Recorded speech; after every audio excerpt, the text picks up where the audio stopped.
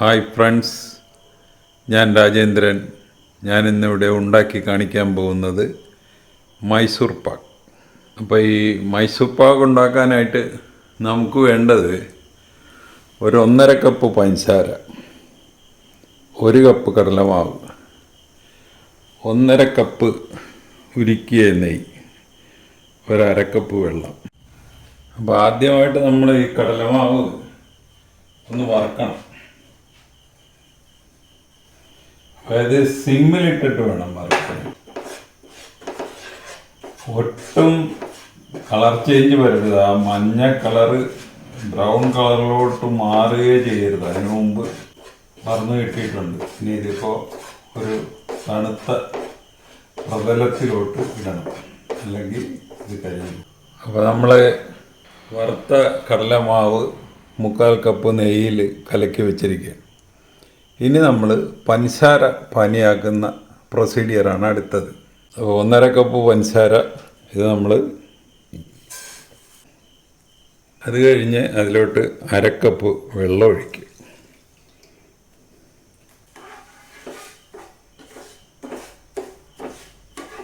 ഈ മൈസൂർ പാക്കിൻ്റെ ഏറ്റവും പ്രധാന ഘടകം എന്ന് പറയുന്നത് നമ്മളിതിൽ നിന്ന് ശ്രദ്ധ മാറരുത്. നമ്മൾ 1/4 കപ്പ് നെയ്യ് എടുത്ത് ഇനി പോയിട്ട് 1/4 കപ്പ് നെയ്യ് കൂടെ ഉണ്ട്. അപ്പോൾ അത് 1/4 കപ്പ് വീതമുള്ള 3 ചെറിയ പാത്രത്തിലാക്കി മാറ്റി വെക്കും. പഞ്ചസാര ഇപ്പോൾ പാനിയായിട്ടുണ്ട്.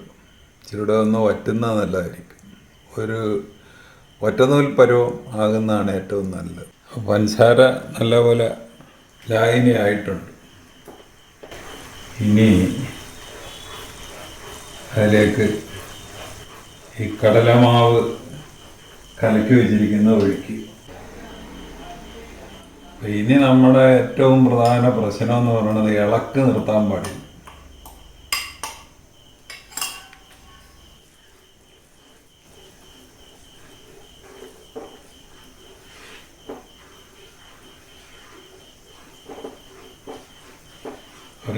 ഒരു മീഡിയം ഫ്ലെയിമിൽ കിടക്കണം.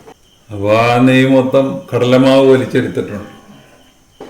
ഇനി അടുത്ത നമ്മുടെ 1/4 കപ്പ് നെയ്യ് ഇതിലോട്ട് ഒഴിക്കുക. ഉരുക്കി വെച്ചിരിക്കുന്ന നെയ്യ്, ആ 1/4 കപ്പ് നെയ്യ് ഒഴിക്കുക. ഇനിയും ഇളക്കി കൊടുക്കുക.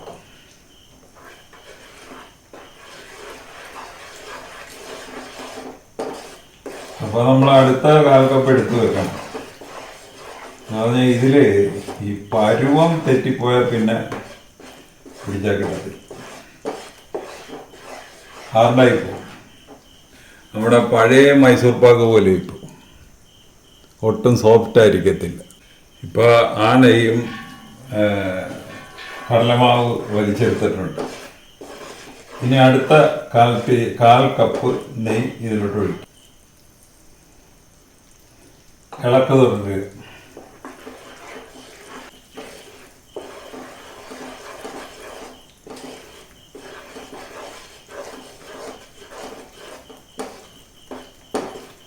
ആ എണ്ണയും ആ നെയ്യും കടലമാവ് വലിച്ചെടുത്തിട്ടുണ്ട്. ഇനി ബാക്കിയുള്ള ആ 1/4 കപ്പ് നെയ്യുടെ ഇതിലോട്ട് ഒഴിക്കുക. എന്നിട്ട് ശരിക്കും ഇളക്കി കൊടുക്കുക.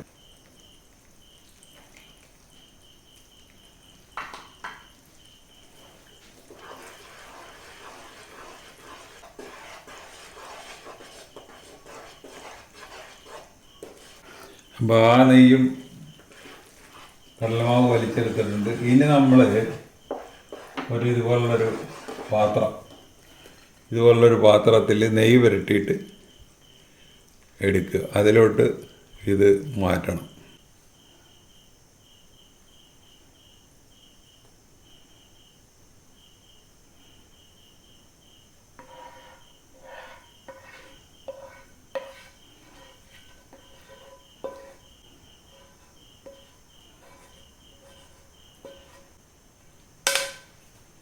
ഇനി നമ്മളിതൊന്ന് പതുക്കെ ഇങ്ങനെ കുലുക്കി അതൊന്ന് സെറ്റാകാനായിട്ട് വെക്കും. അത് കഴിഞ്ഞിട്ട് ഒരു 2-3 മണിക്കൂർ എടുക്കും ഇതിനൊന്ന് സെറ്റായി വരാനായിട്ട്. അത് കഴിഞ്ഞ് നമുക്കിത് മുറിക്കാം. മൈസൂർ പാക്ക് സെറ്റായിട്ടുണ്ട്. ഇനി നമുക്കൊന്ന് മുറിച്ച് നോക്കാം. പാത്രത്തിൽ നിന്ന് അടന്ന് കിട്ടിയിട്ടുണ്ട്. ഇനി നമുക്കൊന്ന് മുറിക്കാം.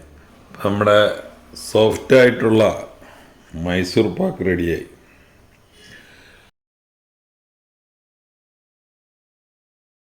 ഈ മൈസൂർ പാക്കിന് ഒരു ചരിത്രമുണ്ട്. ആദ്യമായിട്ട് മൈസൂർ പാക്ക് ഉണ്ടാകുന്നത് 1935. അപ്പം അന്ന് മൈസൂർ രാജാവ് കൃഷ്ണരാജ വോഡയാർ, അദ്ദേഹം ഇച്ചിരി ഭക്ഷണപ്രിയനായിരുന്നു. അപ്പോൾ അദ്ദേഹത്തിനൊരു ചീഫ് ഷെഫ് ഉണ്ടായിരുന്നു, കാക്കസുര മാധപ്പ. അപ്പോൾ അദ്ദേഹത്തിനോട് ഈ രാജാവ് പറഞ്ഞ് ഇന്നെന്തെങ്കിലും ഒരു സ്പെഷ്യൽ ഐറ്റം ഉണ്ടാക്കിയാൽ കൊള്ളാമായിരുന്നു.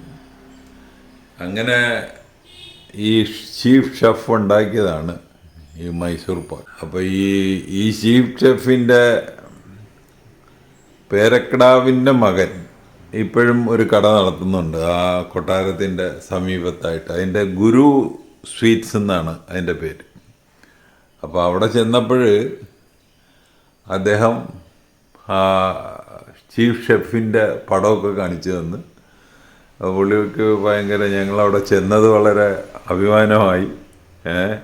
എന്ന് പറഞ്ഞാൽ അപ്പൂപ്പൻ്റെ അച്ഛനെ പറ്റി ആളുകൾ അറിയുന്നത് പുള്ളിക്ക് വലിയ ഇഷ്ടമുള്ള കാര്യമാണ്. അങ്ങനെ പുള്ളി ആ കഥയൊക്കെ ഞങ്ങൾക്ക് പറഞ്ഞു തന്നു. അപ്പോൾ നമ്മളെ ഈ റെസിപ്പി അനുസരിച്ച് മൈസൂർ പാക്കൊന്ന് ഉണ്ടാക്കി നോക്കിയിട്ട് ഇഷ്ടപ്പെട്ടുവെങ്കിൽ ഞങ്ങളുടെ ചാനൽ സബ്സ്ക്രൈബ് ചെയ്യുക. വേറൊരു വീഡിയോ ആയിട്ട് നമുക്ക് വീണ്ടും കാണാം. Thank you. അതുപോലെ നമ്മൾ ഇതിൻ്റെ പരുവം തെറ്റിപ്പോയാലുള്ളൊരു കുഴപ്പമുണ്ട്. ഇത് ഇപ്പോൾ യെല്ലോ കളറാണല്ലോ, യെല്ലോ കളറ് ഒരു ബ്രൗണിഷ് കളറിലോട്ട് പോകും. അതവസാനം ഹാർഡായിട്ട് മാറും. നമ്മുടെ പഴയ തരം മൈസൂർ പാക്കായിട്ട് മാറും. അപ്പോൾ അത് നമ്മൾ ഇങ്ങനെ ഡീ കളറായിട്ട് മാറും. വളരെ ഹാർഡാണ് താൻ, ഭയങ്കര ഹാർഡാണ്. അപ്പോൾ അങ്ങനെ പോകാതെ ഇങ്ങനെ കിട്ടും. ഇപ്പോൾ നമ്മൾ ഈ ടൈപ്പ് കിട്ടണമെങ്കിൽ നമ്മൾ വളരെ കെയർഫുള്ളായിരിക്കണം. ആ മഞ്ഞ കളറ് കുറച്ചുകൂടെ ഇളക്കി കഴിഞ്ഞ് കഴിഞ്ഞാൽ ഈ കളർ വരും. അപ്പോൾ ഈ ഹാർഡായിട്ടുള്ളത് മുറിക്കുമ്പോൾ ഇതുപോലെ ഇരിക്കും.